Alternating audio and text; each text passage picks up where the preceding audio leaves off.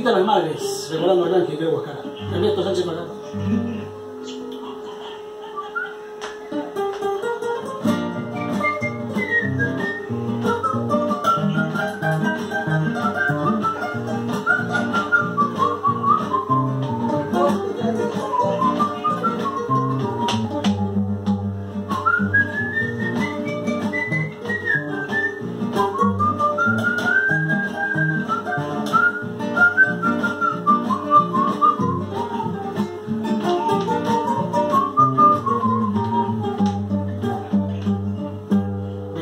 Las madres, benditos sus vientres, que con dolor profundo traen hijos al mundo.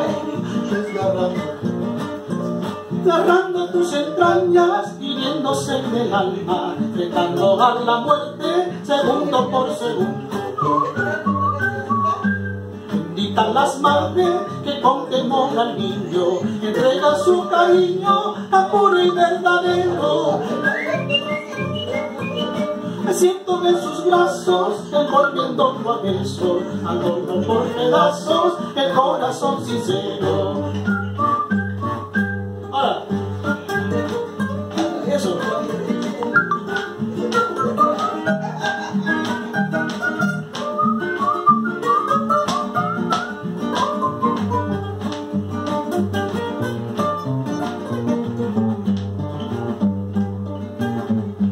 El amor de madre es lo más sublime, que nada lo iguala, que nada lo supera.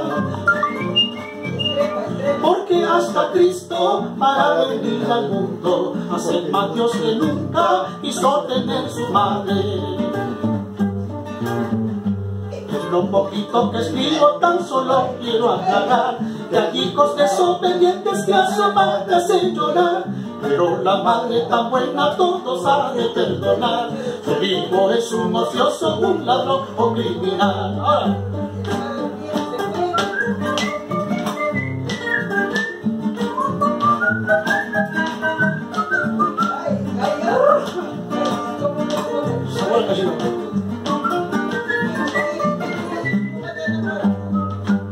Lo poquito que escribo tan solo quiero aclarar que hay hijos desobedientes que a su madre hacen llorar.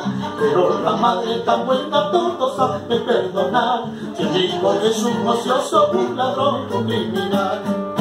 De lo poquito que escribo tan solo quiero aclarar que hay hijos desobedientes que a su madre hacen llorar.